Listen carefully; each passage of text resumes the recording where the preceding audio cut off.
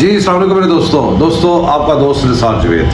बातें करनी दो, एक तो खिचड़ी पकी है मुल्क में, उसके ऊपर बाद में बात करेंगे। पहले एक और टॉपिक में बात करेंगे। एक मेरे पास सलूट जमा है, सलूट पहले देखें और अब बताता हूँ किसके लिए। ये सलूट है बिलावल भुट्टो जरदारी के लिए, जिस बंदे ने यहाँ से, जिसको कहते हैं बेबी बिलावल, जिसको कोई कुछ कहता है कोई कुछ कहता है, उसके काम देखें, उसका बयान देखें, उसका तरीक़ेकार देखें। उस बंदे ने इंडिया को यहाँ से बैठ के ललकारा। मोदी को बुचर ऑफ गुजरात कहा, जिसके ऊपर पूरे इंडिया में बिलावल भुट्टो के पुतले जलाए गए, उसके से नफरत का इज़हार किया गया। अब एक कॉन्फ्रेंस थी वहाँ पे, किसी बंदे को जरूरत नहीं, अगर इमरान खान होता है इसकी जरूरत नहीं होती तो जाने की। अब अंदाजा करें वो इंडिया में गया, इंडिया में सीधा वैसे फिरा जैसे कोई बात ही नहीं होती। और उस कॉन्फ्रेंस में बैठ के उसने जो बातें कही हैं पाकिस्तान के लिए, उन बातों पे गौर करिए। जब वो कहता है इंडिया ने कहा है कि जी पाकिस्तान को क्रॉस बॉर्डर टेररिज्म से हमें तहफ़्फ़ुज़ात हैं, तो उसने कहा जी आपको हैं हमें भी आपसे हैं। कभी किसी ने ऐसी बात कही थी?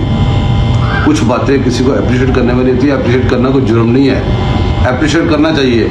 जो अपने काम को मुल्क के लिए अच्छा करे उस बंदे को सराहें। अब आ जाए खिचड़ी पकी हुई किधर, खिचड़ी यहाँ पकी हुई है, वही शोर शराबा, वही तीन बंदों का जज बैठे हुए हैं।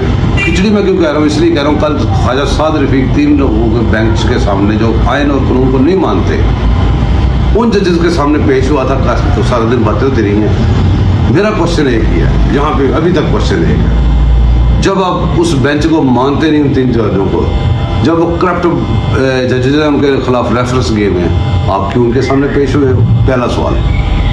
दूसरा सवाल, बात आप भी वही कह रहे हैं इलेक्शन तब होंगे, अब होंगे, कब होंगे।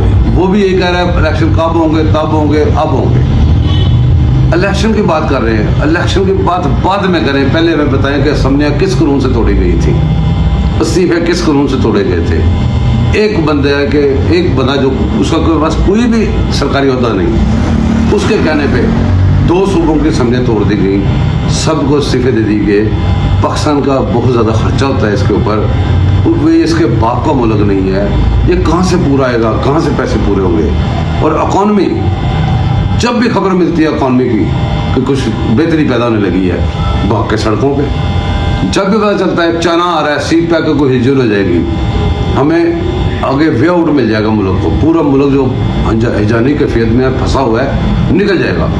जो बाहर जाता सड़कों पे, हर बहाने पे रैली, हर बात पे रैली। अब तो रेलें भी रेलियाँ कम होती थी, थोड़ी रह गई हैं, लेकिन बात फिर भी नहीं आ रहा। दोस्तों इस बात पे गौर कीजिएगा। मिलते रहेंगे इसी टॉपिक पे, फिर बात करते रहेंगे। पाकिस्तान की बात करेंगे, पाकिस्तान के लिए जो भी बोलेंगे पाकिस्तान के लिए बोलेंगे। मुझे इजाज़त दें, सब्सक्राइब करें, सपोर्ट करें और लाइक करें। थैंक यू, अल्लाह हाफिज़।